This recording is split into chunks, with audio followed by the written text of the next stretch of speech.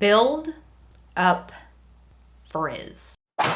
Hey there guys, welcome back to my channel. I'm so glad you're here. Today we are talking all about specifically build up frizz. In my experience, there are several different types of frizz, and the more you learn your hair, the more you can tell when you have frizz what the issue is. Wow, I'm a poet and didn't even know it. Today we're talking specifically about buildup frizz, but some of the other kinds of frizz that I see in my own hair is frizz from over moisturized hair, frizz from too much protein in my hair, frizz from intense humectants like glycerin, and obviously buildup frizz. All of these are quite specific, and in case you're wondering what I mean by frizz, I mean a straight strand of hair that refuses to live in its curl family. It just is doing its own thing, sticking out in all weird ways and places. Before we get into the meat and potatoes of this video, I would really appreciate it if you'd give this video a thumbs up. If this is a topic that you are interested in, if you want more videos talking about different kinds of frizz, let me know. And the way you let me know is by giving this video a thumbs up. And I would love to get to hang out with you some more if you want to talk about frizz some more. A way we get to hang out some more is if you subscribe and click that notification bell. Alrighty, enough of that. Build up frizz. What is it? What causes it? What does it look like, feel like? How do we solve it? These are the burning questions we will answer today. Buildup frizz is caused by buildup on the hair. And unfortunately, there are a bunch of different things that can build up on wavy curly hair.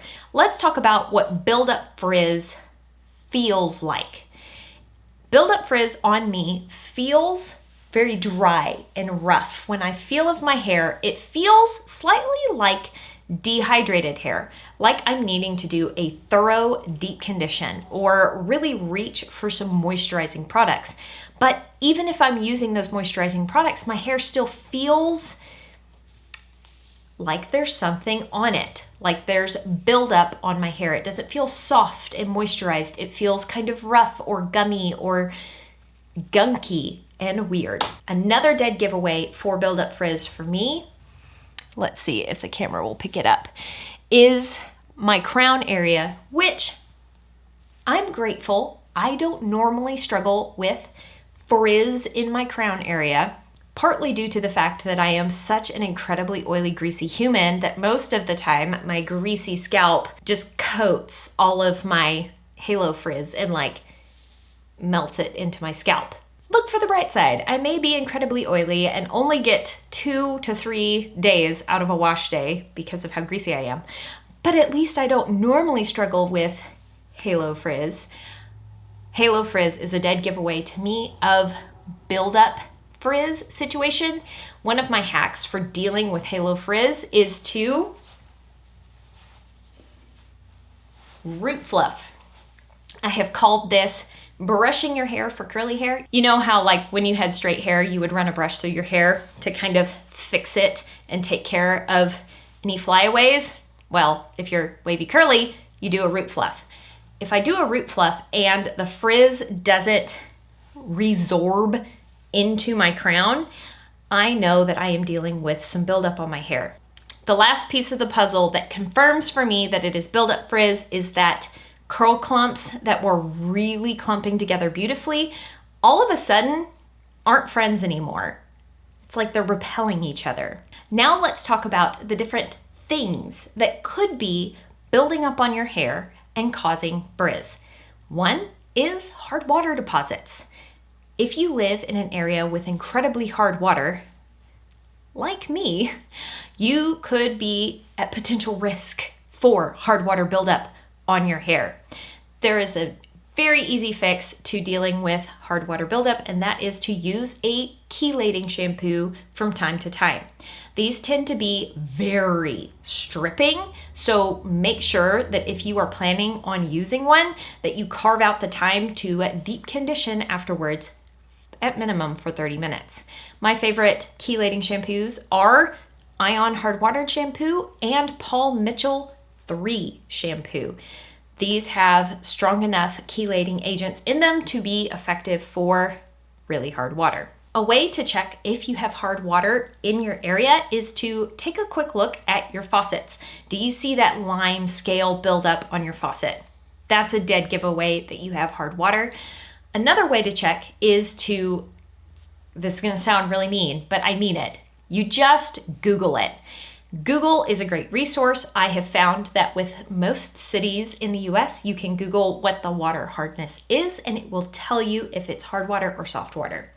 The last thing you could do is to buy a hard water tester kit, but I have never felt the need for this because the first two ways of checking for hard water tend to give me the information I need. I tend to use a chelating shampoo, not as often as I should for how hard our water is, but once a month tends to be plenty for our incredibly hard water situation where I live. Another type of buildup that we might be dealing with is straight up product buildup. If you start dealing with some buildup frizz and you suspect that it could possibly be your stylers, this is a really good test. Let's say you've been using this particular styling combo and it was giving you bomb results for the first few washes, and then slowly the washes just started getting worse. Like the wash day results, like your curls weren't clumped together, they weren't shiny anymore, they're kind of falling apart and getting frizzier and more dull and stretched out. There is the potential that there's polyquaterniums in them. These are a fantastic ingredient in most hair care. They block humidity, they really protect the hair and keep it healthy and hydrated. They're also used quite a bit to lend hold to gels, foams, mousses, things like that. And they can build up. They are very, very sticky. They are hard to get off of the hair because they magnetically adhere to damage in the hair. So if you suspect that you have some buildup frizz, check your products for polyquaterniums. Polyquaternium 10, polyquaternium 4, there's various different types of polyquats, and there's an easy solution for this. Polyquaternium buildup is easily dealt with by using shampoos that contain sodium C14, C16 olefin sulfonate.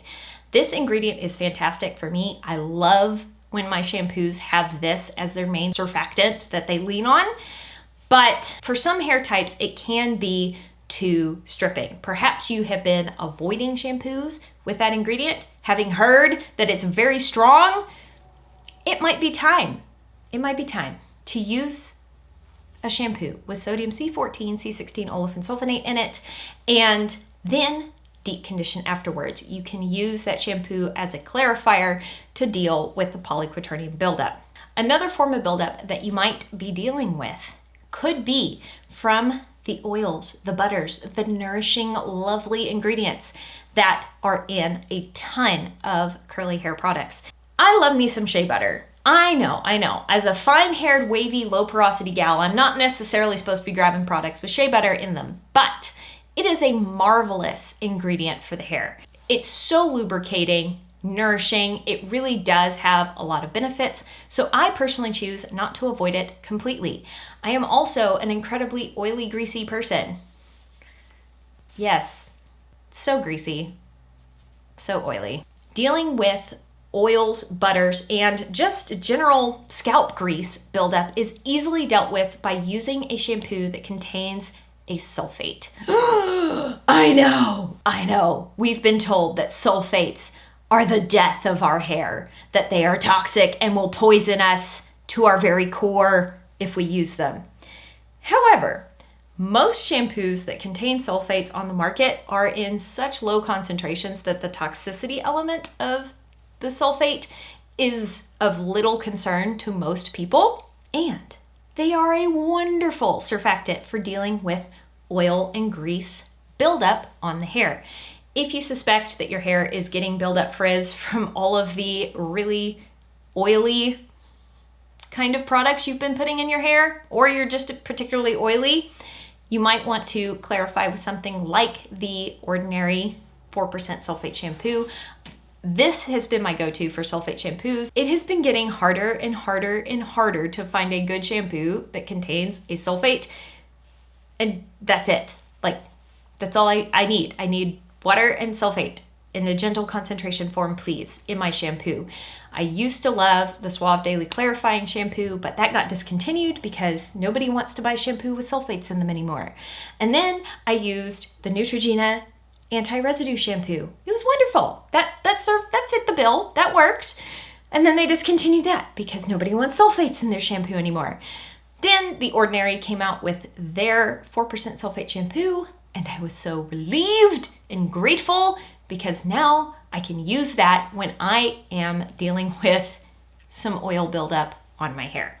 There is one last thing that I want to talk about when it comes to buildup frizz, and that is how my gels feel when I apply them to my hair.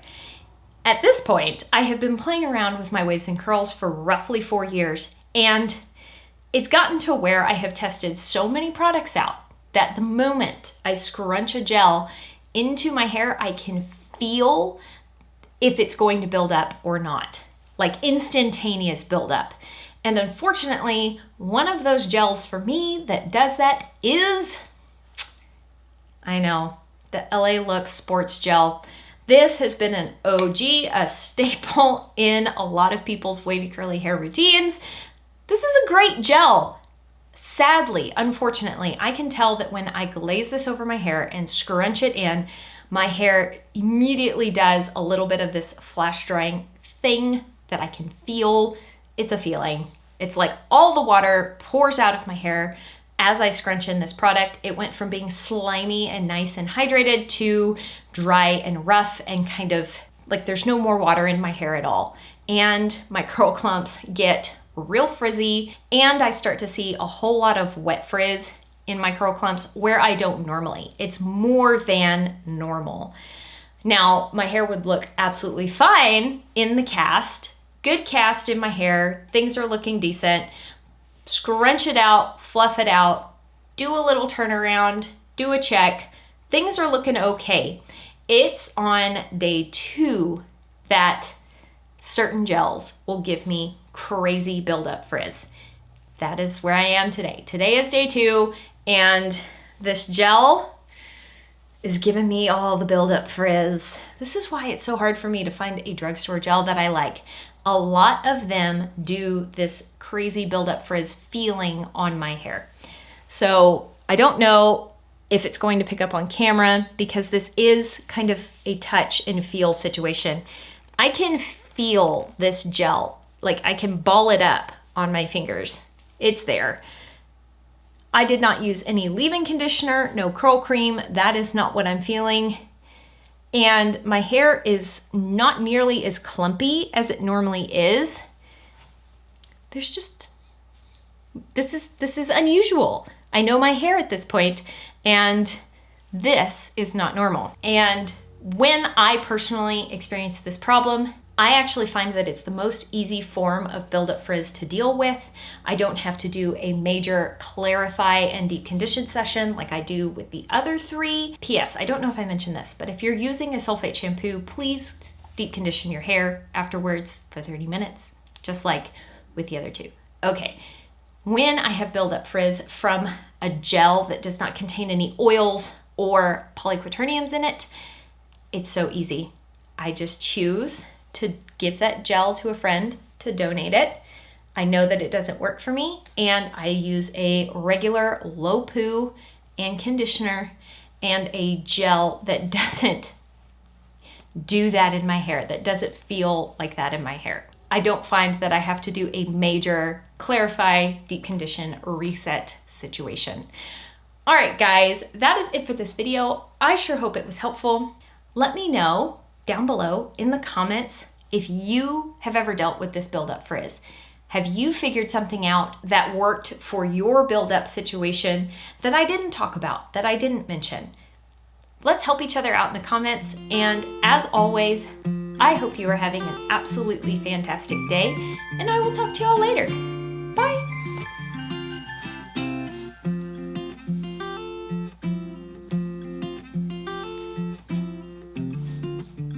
yeah, this really isn't that bad. I'm not really upset about this buildup frizz.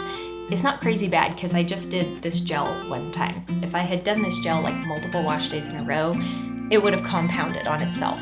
But I don't want to do that to my hair because I can feel when I scrunch it in that it's going to do it. I hope that makes sense.